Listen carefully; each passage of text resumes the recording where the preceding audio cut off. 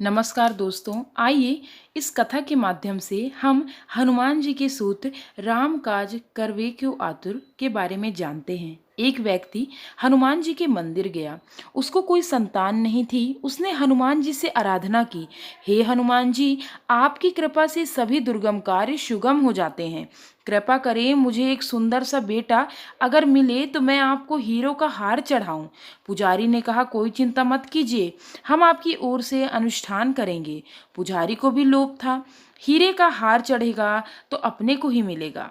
40 दिन का पाठ किया। संयोग से सौभाग्य से उनकी पत्नी गर्भवती हो गई।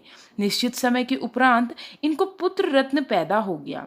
बेटे का नाम रखा हीरा लाल। छोटे बच्चों को कोई हीरा लाल नहीं बोले, सभी बोले हो हीरा हीरा। पुजारी को पता लगा कि सेठ जी को पुत्र रत्न की प्राप्ति हुई। बड़े खुश हुए, अब तो जरूर हीरो का हार चढ़ेगा। 3 महीने का बालक हो गया। पत्नी ने कहा, चलो जी मंदिर में पूजा कराएं। मनौती तो पूरी हो गई। सेठ जी बोले, रुक, अभी बालक को थोड़ा और बड़ा होने दो। 2 साल का हो गया तो पति ने कहा 5 वर्ष का हो जाएगा तो मुंडन के बाद चलेंगे। बालक 5 वर्ष का हो गया तो पत्नी ने फिर कहा, हमने हनुमान जी के वहाँ जो बोला हुआ है वह पूरा करना है। देवता के सामने मनौती जो रखी जाती है वह पूरी की जाती है, अन्यथा अशिष्ट हो सकता है। इसलिए चलिए ना, अपने यहाँ कमी किस बात की है। इसी बालक के नाम पर एक हीरे का हार चढ़ाने को कहा है तो वह चढ़ा देते हैं। आदमी तो आदमी है, जब तक काम पूरा नहीं होता प्रार्थना के लिए भाव होते हैं। काम पूरा होते ही प्रार्थना के अभाव हो जाते हैं। पत्नी ने बहुत आग्रह किया तो एक दिन तय हो गया, अच्छा चलो हनुमान जी को हीरे का हार चढ़ाएं। पुजारी को भी समाचार मिल गया, सेठ जी आ रहे हैं। हीरो का हार चढ़ाने मंदिर धोया, चोला चढ़ाया, दीपक और अगरबत्ती लगाई। अब पूजा सब हो गई, माथा टेक दिया। बार बार पत्नी भी देखे, पुजारी भी देखे सेठ जी के हीरो का हार। पत्नी ने कहा, हीरो का हार चढ़ाओ। लड़के के गले में सुंदर फूलों का हार पहना कर ले गए थे और वह उतार कर हनुमान जी के चरणों में चढ़ा दिया। बोले, लो, यह लो हीरो का हार। बोले, क्या मतलब? बोले, हीरा ही तो है लड़का, और इसी का हार तो मैं चढ़ा रहा हूँ। गले की माला चढ़ाकर चले गए। भजन में चतुराई, जीवन में चतुराई। दूसरों का पैसे कैसे अपनी जेब में आए, इसी चतुराई में हम डूबे हैं। जो मन के विकारों को छोड़कर भजन में लगा दे वही मन चतुर है।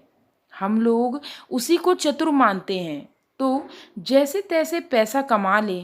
हम उदाहरण देते हैं, देखो वह कितना चतुर और समझदार है, कहाँ से कहाँ पहुँच गया। हनुमान जी गुणी चातुर का अर्थ है रावण किसी की बात सुनने को तैयार नहीं, पत्नी की, परिवार की सुनने को तैयार नहीं। मानस में तो संकेत है कि कुंभकर्ण ने समझाया, मेघनाथ ने समझाया, उनकी भी सुनने को तैयार नहीं। हनुमान जी ने चारों प्रकार से रावण को समझाया, शाम दाम दंड भेद। शाम माने समझाकर, मंदोदरी ने समझाया, विभीषण ने समझाया, दाम यानी लोभ से समझाया, नहीं माना। दंड से, भय से समझाया।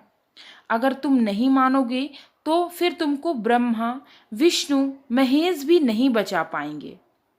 तुम रामद्रोह छोड़ दो और भेद से यानी कपट से भी समझा दिया। सज्जनों, हनुमान जी ने सारी लंका जलाकर राख कर दी। केवल एक विभीषण ग्रह नहीं, रावण और विभीषण में भेद डाल दिया और परिणाम यह हुआ कि अंत में विभीषण रावण को छोड़कर राम की शरण में आ गए। वैसे इसमें बुराई नहीं है।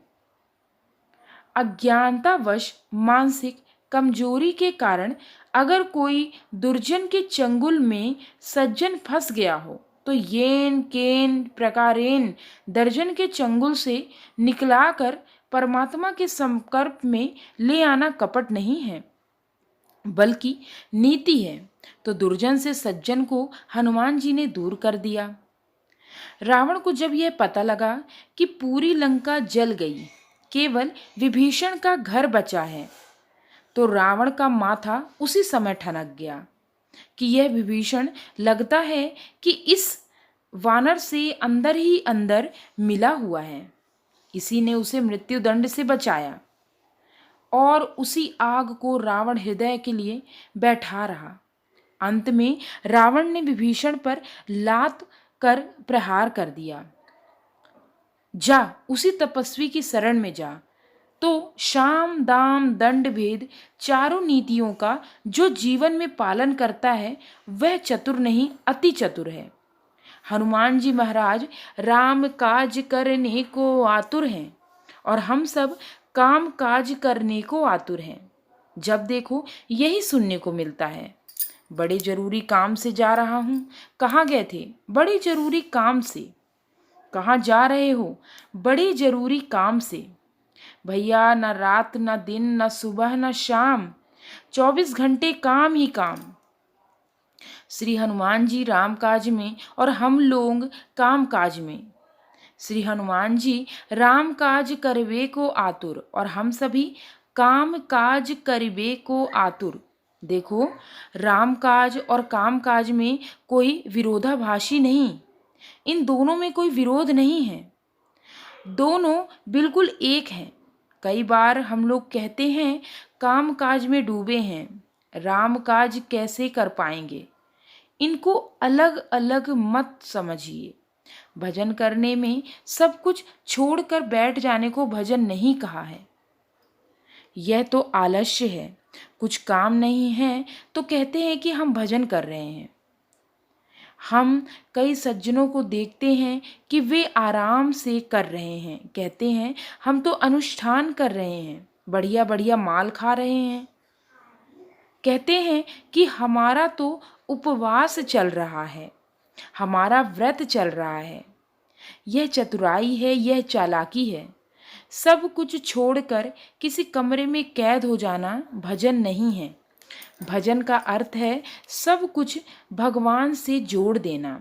यही राम काज है। जय श्री राम जी, जय श्री हनुमान जी।